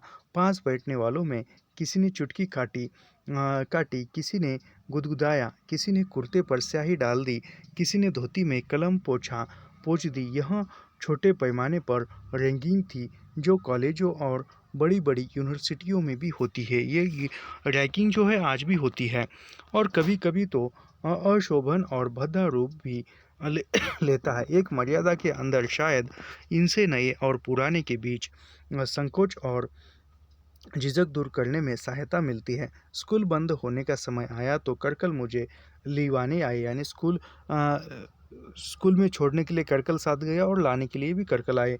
छुट्टी के बाद मुझे और छेड़ने का जो मौका मिलता था उससे अपने को वंचित लड़के करकल को ही छेड़ने बनने लगे।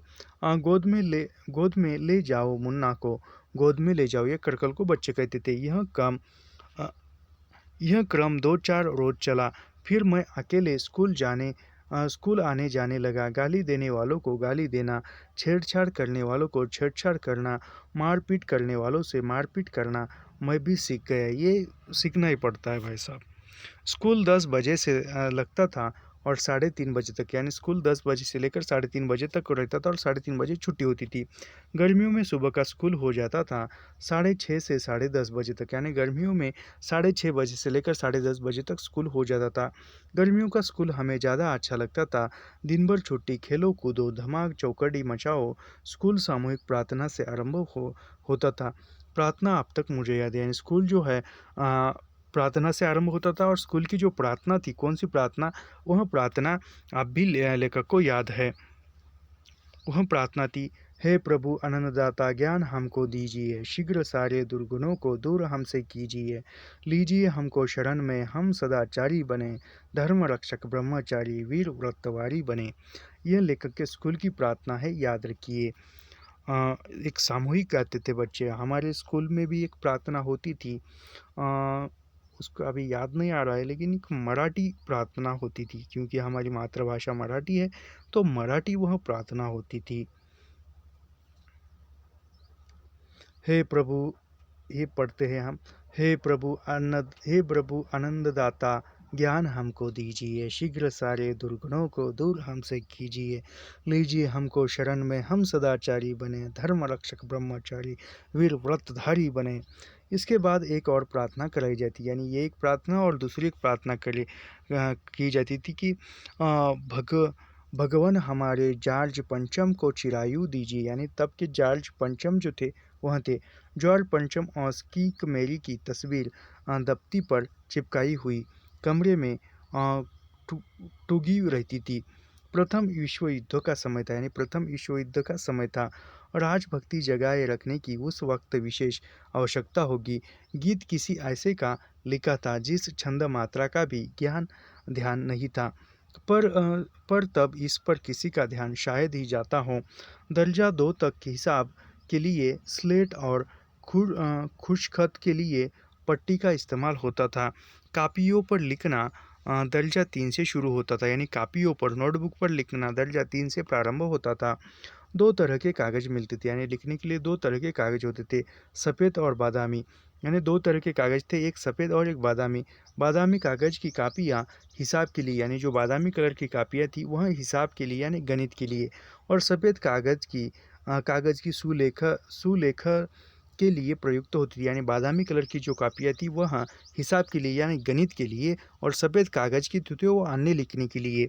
हिंदी के विद्यार्थी काली पट्टी पर खड़िया मिट्टी के घोल से लिखते थे, यानी हिंदी के जो विद्यार्थी थे, छात्र थे, वह काली पट्टी पर खड़िया मिट्टी के घोल से लिखते थे।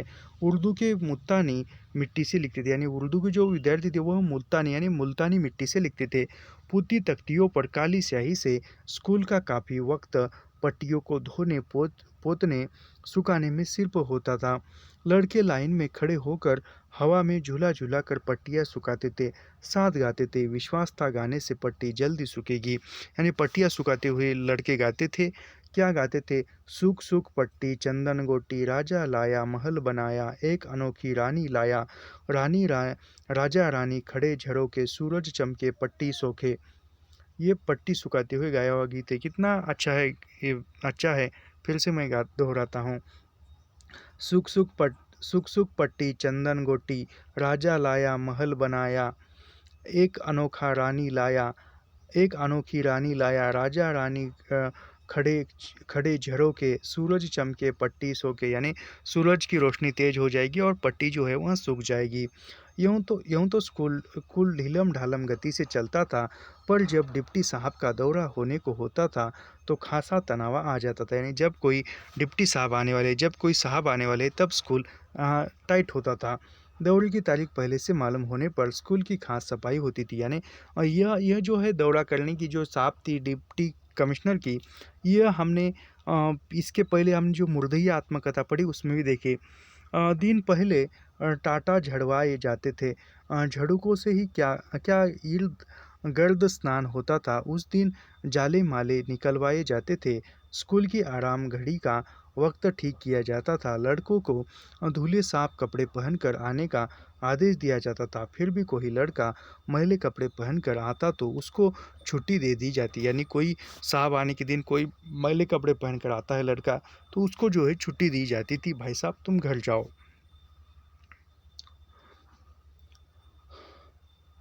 और हमारे साफ कपड़ों को उनके मैले कपड़ों से ईर्ष्या होती थी। मास्टर लोग तो जैसे बारात में जाने को आते हैं, मास्टर लोग तो बारात को जाना है उस प्रकार तैयार होकर आते थे। अगर डिप्टी साहब का दौरा एकाएकी हो जाता तो स्कूल भर थर थर काँपने लगता है। यानी एकाएक बिना बताए अचानक डिप्टी साहब आ जाते तो स्कूल के जो मास्टर है वो थर थर काँपने लगते। और राहत की सांस तभी लेता जब डिप्टी साहब विदा होते। मोहतरम सिमगंज म्यूनसिपल स्कूल में मैंने दर्जा 2 तक पढ़ा। यानी मोहतम सिमगंज म्यूनसिपल स्कूल में लेखक ने दर्जा 2 तक पढ़ा। इस बीच स्कूल सड़क उस पार से सड़क इस पार आया और फिर मोहल्ला शहरारा बाग के एक मकान में चला गया, पर नाम उनका मोहतम सिमगंज पर ही रहा। जब मैं स्कूल जाने लगा मौलवी साहब से काफ़ी मांग ली गई। यानी जब लेकर स्कूल जाने लगे तब मौलवी साहब से कापी यानी नोटबुक मांग ली गई। मुझे घर पर अंग्रेजी पढ़ाने को मास्टर रख दिए गए। शालिग्राम ने फारसी पढ़ने की और कोई रुचि नहीं दिखलाई। यानी शालिग्राम जो है वह फारसी नहीं पढ़ता था। मौलवी साहब ने न जाने क्यों बहुत खींचते। जो मास्टर साहब मुझे अंग्रेजी पढ़ाने आते थे वही उसको भी हिंदी और गिनती पढ़ा पढ़ा गिनती पहाड़ा पढ़ा देते। आजकल पहाड़े को टेबल कहा जाता है। उन दिनों अंग्रेजी की पहली किताब किंग रीडर पढ़ाई जाती थी। यानी उस दिन में अंग्रेजी की पहली किताब कौन सी पढ़ाई जाती थी? तो किंग रीडर पढ़ाई जाती थी। कवर पर जॉर्ज पंचम की तस्वीर छपी रहती थी। अंतिम दो पार्ट किंग और प्रिंस ऑफ वेल्स पर होते थे, जिनकी तस्वीरें भी होती थी। और सबके अंत में होता था अंग्रेजी national anthem, God save the king. यानी शुरू से बच्चे के दिमाग पर तख्त की पीढ़ी दर पीढ़ी के प्रति राजभक्ति के संस्कार डालने की सारी तरकीबें, यह अंग्रेजी किताब के बारे में बताया है लेखक ने। उन्हीं दिनों किसी तलवार को पंडित रामचरण शुक्ल हमारे घर आए। अपने निजी नार से दिखते के पर घोड़ा को मत साइस ठेकेदार उनको देखने का यह मेरा पहला मौका था। पंडित जी वास्तव में देव स्वरूप थे। देव से ऊंचे और दिव्य। जहाँ तक मुझे याद है वे बड़े से सिर पर ऊंची फेल्ट कैप पहनते थे, बंद कॉलर का पारसी काट, सफ़ेद ढीला पायजामा और फीताकंद जूता। उनके जेब से निकलती हुई सोने की एक चमचमाती चैन कोट के बीच के एक कागज से अटकी थी। निश्चय ही घड़ी की होगी। वे अप्रत्याशित ही आ गए थे और उन्हें देखकर मेरे पिताजी घबरा से गए थे। झट घर के अंदर जाकर खाट निकाल लाए और उस पर कोई दरी बिछा दी। किसको? वो पंडित ओमकारनाथ आए थे उसके लिए, नहीं, वो पंडित रामचरण शुक्ल आए थे उसके लिए। पंडित रामचरण शुक्ल के बारे में हमने कल के वीडियो में अच्छा खासा पढ़ा है और पूछा जाने योग्यता परीक्षा में। और मेरी बहनों ने भी आकर उनकी प्रणाम किया और उन्हें पाँव छूने को उन्होंने मना कर दिया, यानी पाँव छूने को प्रणाम कर दिया। मेरी माँ ने भी भीतर से बहनों के हाथ पान के साथ अपना प्रणाम भेजा। पंडित जी ने पिताजी से कुछ बातें की। हम लोग तो दूर जाकर खड़े हो गए। उन्होंने बाहर से टूटे फूटे हुए हमारे मकान का मुआयना किया, फिर भीतर आकर भी कुछ देखा और हम लोगों को आशीर्वाद देकर चले गए। थोड़े ही दिनों बाद बैलगाड़ियों में ईंट चूना पत्थर आकर हमारे मैदान में गिरने लगे और बहुत से राज मजदूर आग नीवे खोदी भरी गई, दीवारें उठी, छत पड़ी, गा गा कर पार्टी गई। जीना बना तो बड़ा कमरा बना था, उसके आगे पक्के फर्श का बरामदा बना। मैदान को पक्की मुंडेर से घेरा गया और देखते देखते ही हमारे घर के सामने की शक्ल बदल गई। बात को मुझे पिताजी ने बताया था कि पंडित जी को हमारे घर का टूटा गिरना सामान देखकर दुख हुआ था। उन्होंने पिताजी को सलाह दी कि बड़ी बेटी ब्याहने योग्य हो रही है। लड़की देखने से पहले लोग लड़की वाले का घर देखेंगे। यानी लड़की देखने से पहले लोग लड़की वाले का घर देखते हैं, क्योंकि घर अच्छा है, बंदा अच्छा है, तो वह उसको दहेज भी अच्छा मिलेगा, ऐसी सोच से। घर इंसान की हैसियत बताता है, ये बिल्कुल सत्य बात है। घर जो है इंसान की हैसियत बताता है। इस घर को देखते ही वे पिचक जाएंगे। बेटी बेटा ब्याह कर आदमी सामाजिक संबंध का विस्तार करता है। यानी बेटी बेटे का विवाह करके इंसान जो है सामाजिक संबंध का विस्तार करता है, बढ़ाता है। आए दिन 4 लोग आते जाते रहेंगे। इस घर में तो किसी को बिठाने योग्य जगह भी नहीं है। फिर लड़के भी बड़े हो रहे हैं, उनके पढ़ने लिखने के लिए भी कोई कमरा चाहिए। यह ज़रूरी है कि बाहर एक बड़ा कमरा बनवा दिया जाए और मकान का सामान दुरुस्त करा दिया जाए। पर पैसा पंडित जी को पता था कि पैसा प्रताप नारायण के पास नहीं। यानी पंडित जी को पता था कि घर को ठीक करने के लिए पैसा जो है पंडित प्रताप नारायण के पास नहीं है। जो कुछ थोड़ा बहुत दफ्तर में जमा है वह उस वक्त निकालना ज़रूरी होगा जब भगवान देई का ब्याह होना होगा। शायद उतने से पूरा न पड़ेगा, कुछ बाहर से भी कर्जा लेना पड़ेगा। पंडित जी ने 500 रुपये मेरे पिताजी को घर ठीक कराने के लिए दिए और छोटी किस्तों में उनकी तनख्वाह से काट लिए। ब्याज में एक पाई न ली। यानी पंडित जी ने घर दुरुस्त करने के लिए प्रताप नारायण को कितने रुपए दिए? 500 रुपये दिए। और फिर वह तनख्वाह में कुछ किस्तों में काट लिया गया। घर के रहन सहन में कुछ किफ़ायत करनी पड़ी, पर 2 साल में कर्ज उतर गया और एक ज़रूरत भी पूरी कर ली गई। पंडित जी ने इससे भी बड़ा एहसान प्रताप नारायण के ऊपर भगवान देव के विवाह के समय किया। मेरे पिताजी उसके प्रति सर्वदा कृतज्ञता से नतमस्तक रहे। यानी भगवान देव के विवाह में भी पंडित जी ने प्रताप नारायण की बड़ी सहायता की। इसके लिए वहाँ प्रताप नारायण जो है पंडित जी के उम्र भर कृतज्ञता रहे, आभारी रहे। अब हमारे पढ़ने लिखने के लिए एक बड़ा पक्का कमरा हो गया, जिसे हम लोग बैठक कहते हैं। सामने की ओर 2 खिड़कियाँ, एक दरवाज़ा, एक खिड़की पश्चिम की गली की ओर खुलती हुई। घर का सबसे अच्छा कमरा बैरोठी की ओर खुलने वाला। दरवाज़ा बंद कर देने तो सबसे अलग, स्वतंत्र, बिल्कुल निजी। उसमें मोटा टाट डालकर उस पर जाजिम बिछ गई। बीच में 2 मुंशी टैक्स हम दोनों भाइयों के लिए अलग कर दिए। पिताजी मुंशी टैक्स के फायदे बताते न थकते। देखो, कुर्सी पर तो बस एक तरह से बैठा जा सकता था, पर मुंशी डेस्क पर कई तरह से एक तरह से बैठे बैठे ऊब गए थे, तो आसान बदल लिया। यानी एक ही जगह पर बैठकर एक ही इसमें पोजीशन में बैठकर वहाँ थक गए थे, इसलिए उसने बैठने का आसन बदल दिया। लड़कपन में तो मैंने मुंशी टैक्स पर पढ़ा लिखा ही बड़े होने पर भी जब जब मुझे लगातार कई कई घंटे काम करना पड़ा है, मैंने मुंशी टैक्स का आश्रय लिया है। 2 तो मैंने दिल्ली आकर बनवाए, एक ज़मीन पर रखकर काम करने के लिए, दूसरा हल्का टेबल पर रखकर खड़े होकर काम करने के लिए, जब कुर्सी पर बैठे बैठे कमर के जोड़ों में दर्द होने लगे। जिसमें हम अपनी किताबें, पढ़ने लिखने का सामान सब एक जगह रख सकते थे, तो अब तक घर में कभी यहाँ कभी वहाँ बिखरा रहता था। पिताजी ने कमरे कुछ देवताओं की तस्वीर लगाई थी। यानी कि पिताजी ने कमरे में कुछ देवताओं की तस्वीर लगाई थी। हमने देश के कई नेताओं की तस्वीरें लगाई। मेरा तो अधिकतर समय इस कमरे में ही बीतता था। आगे चलकर जाड़ों में मैं उसी में सोने भी लगा। एक कोने में तख्त डालकर गर्मी में हम बाहर मैदान में सोते थे, बरसातों में कमरे के आगे के बरामदे में।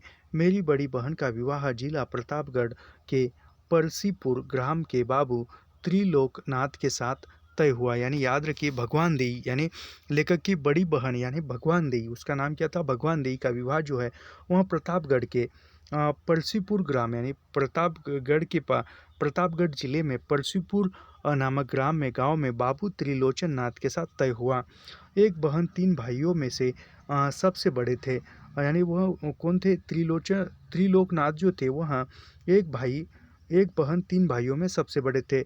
मैट्रिकुलेशन उन्होंने पास किया था और घर पर रहकर जमींदार का काम देखते थे। हमारे मोहल्ले के बाबू द्वारिका प्रसाद के भांजे थे। यानी त्रिलोकनाथ जो थे वह लेखक के मोहल्ले के द्वारिका प्रसाद के भांजे थे। उन्हीं के सुझाव और बीच बचाव से यह रिश्ता पक्का हुआ था। उन दिनों दहेज तय करने की प्रथा थी, किंतु त्रिलोकनाथ की विधवा माता ने किसी राशि विशेष पर जोर न दिया। यानी त्रिलोकनाथ की पत्नी जो थी, नहीं, त्रिलोकनाथ की जो माता थी वह विधवा थी और इसीलिए उसने दहेज पर ज़्यादा जोर न दिया। केवल इतना पिताजी से कहला दिया कि लेन देन ऐसा रखे दोनों परिवारों की हैसियत के अनुरूप हो। यानी लेन देन जो भी दहेज है ऐसा दीजिए दोनों परिवारों के अनुकूल हो। भाई के बीच में पढ़ने का कुछ ही लिहाज तो उन्हें रखना ही था। पिताजी ने अपनी हैसियत से ज़्यादा किया। यानी पिताजी ने दहेज जो है अपनी हैसियत से ज़्यादा दिया, पर वह भी शायद लड़के के परिवार की हैसियत से कम समझा गया। और इस अव्यवस्था असंतोष की काली छाया मेरी बहन के वैवाहिक जीवन पर बराबर बनी रही। यानी लेखक के पिताजी ने प्रताप नारायण जो है खुद की हैसियत से ज़्यादा दहेज दिया, लेकिन फिर भी लड़के के यानी त्रिलोकनाथ के परिवार की जो हैसियत थी उससे वह कम लगा। मैंने उसकी जो कमी थी वह दहेज की कमी बहन को हमेशा सताती रही। मैंने उसी छोटी सी उम्र में उन दिनों इतना ही जाना कि घर में मानो अनाज आया। मोहल्ले की बहुत सी स्त्रियों ने मिलकर महीनों गा गा कर उसे बिना जाना पछोड़ा दरा पीसा और मटकों में भर दिया। यानी घर में अनाज आया तो घर की जो भी मोहल्ले की सभी महिलाओं में गाना गाते हुए, लोकगीत गाते हुए वह पूरा साफ करके उसके आटा बनाया। बहुत से कपड़े घर में लिए और रंगे गए। बहुत से दर्जी रंगरेज से सिलाए रंगाए गए। सोनार से कई सोने चांदी के गहने गढ़ाए गए। चांदी से लेकर पीतल तांबे तक के बर्तन लाए कल से थाल थाली कटोरे लोटे गिलास। मकान की सफ़ेदी सफाई कराई गई। सामने के दर दीवार पर चित्रकारी हुई।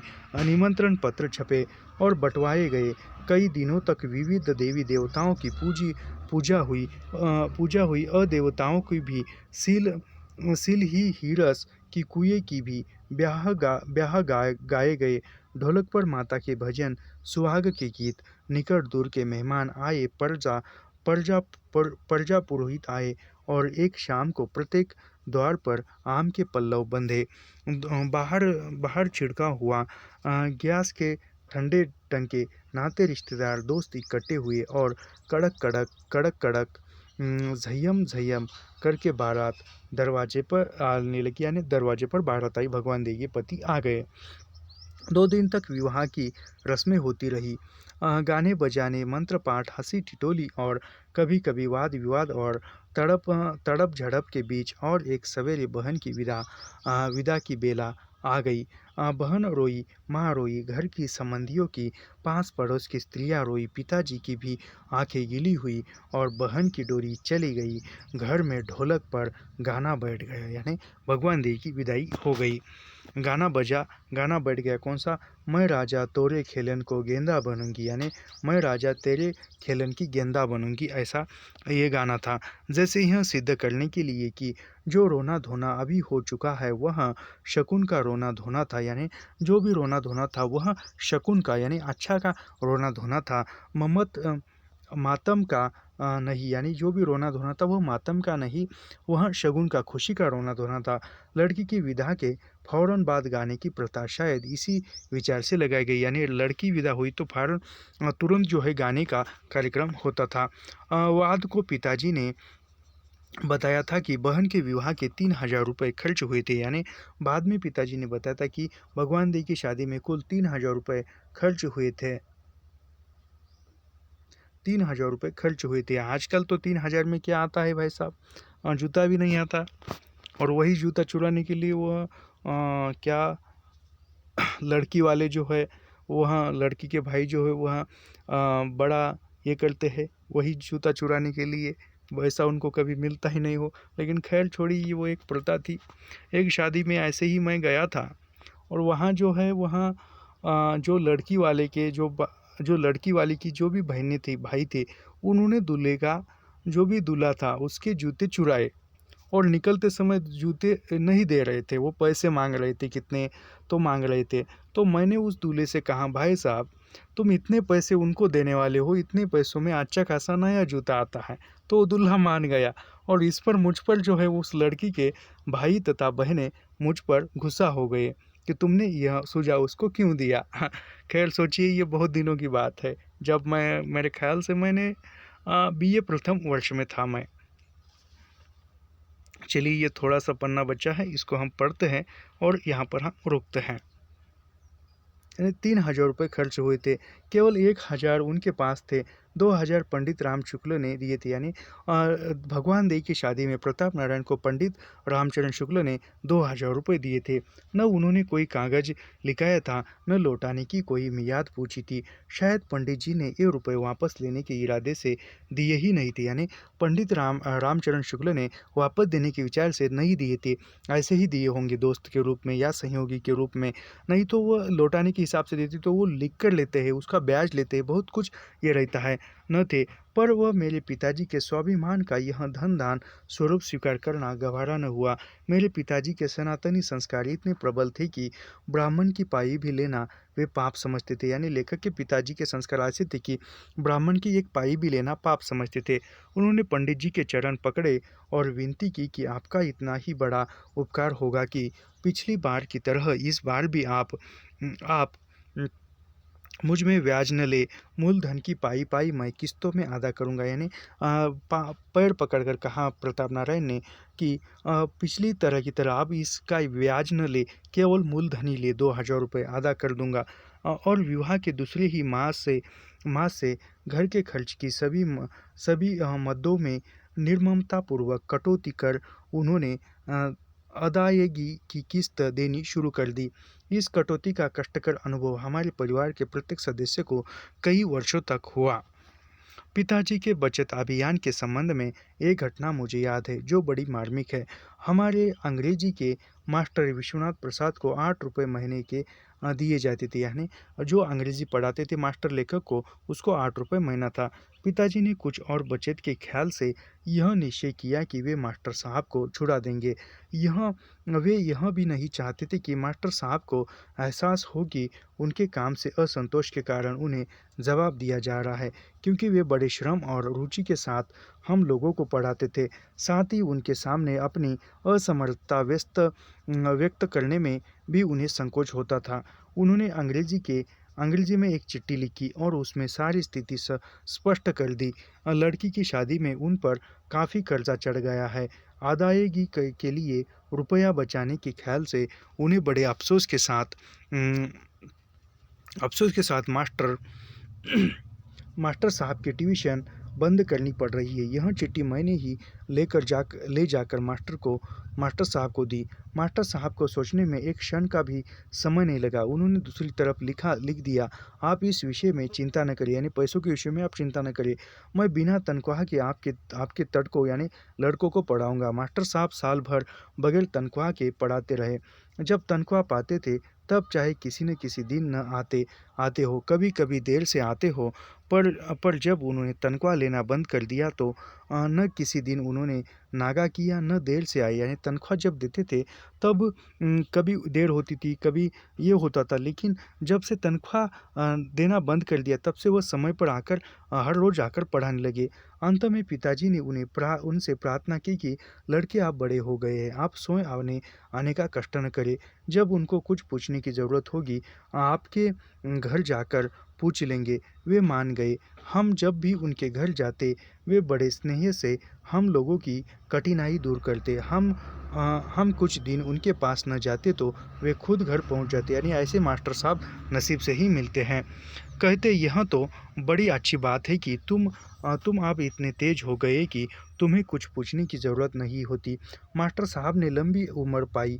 जब मैं यूनिवर्सिटी में लेक्चरर हो गया, यानी जब लेखक यूनिवर्सिटी में लेक्चरर हो गए, प्राध्यापक हो गए, तब वे वृद्ध और बेकार हो गए थे। मुझे बड़ा संतोष हुआ कि उनकी कुछ सेवा कर मैं उनसे यति किच ऋण हो सका, यानी कुछ जो ऋण है वह ऋण मैं अब यहाँ पर चुका सकूँ। उन दिनों की एक और घटना मुझे याद है। इलाहाबाद नगर में लोकमान्य तिलक और एनी बेसेंट का आगमन हुआ। यानी उस समय में इलाहाबाद में लोकमान्य तिलक और एनी बेसेंट का आगमन हुआ। उसके विषय में मोहल्ले के बड़ों से मैंने इतना सुना था कि उनका जुलूस देखने को मैं भी चौंक पहुंचा। करकल मेरे साथ थे। ऐसे सब कामों में मुझे उनका बड़ा सहारा रहता था। वे उम्र में मुझसे बड़े ही न थे, शरीर में भी पौड़े थे। तिलक जी और एनी बेसेंट को एक टमटम में बिठाकर जुलूस में निकाला गया था। यानी टमटम में बिठाकर, उस समय कार वो नहीं थी। टमटम आकर खड़ी हुई तो हिंदू बोर्डिंग हाउस के विद्यार्थियों ने घोड़े खोल दिए, लंबी लंबी रस्सियाँ उसमें बांध दी और स्वयं उनकी गाड़ी खींची। मेरे बहनोई के छोटे भाई त्रिभुवन नाथ उन दिनों हिंदू बोर्डिंग हाउस में रहते थे। यानी जो भगवान देई के देवर त्रिभुवन नाथ थे। यदि मैं अपने जीवन में कुछ भी न कर पाता तो इतना ही मुझे अपने पर गर्व करने के लिए पर्याप्त होता कि जिन लड़कों ने लोकमान्य तिलक की गाड़ी खींची थी उनमें मैं भी था।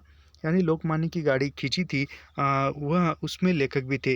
गीता रहस्य ने जिससे मैं बहुत बाद को परिचित हुआ, यानी गीता रहस्य जो थे वह लोकमान्य तिलक ने लिखा हुआ था और वह बहुत बाद लेखक को पता चला। मध्ययुगीन हिंदू मनीषी की धारा को कलयुगीन तमिलना के गहर से बाहर निकालकर कर्म युग के आधुनिक प्रशस्त और प्रकाशपूर्ण पथ पर चलने में अद्भुतपूर्ण योग दिया। तो यहाँ पर हम रुकते हैं, और ऐसे ही अध्ययन करने के लिए हमारे चैनल को सब्सक्राइब कीजिए, लाइक कीजिए और शेयर करना मत भूलिए। मिलते हैं नेक्स्ट वीडियो में। धन्यवाद।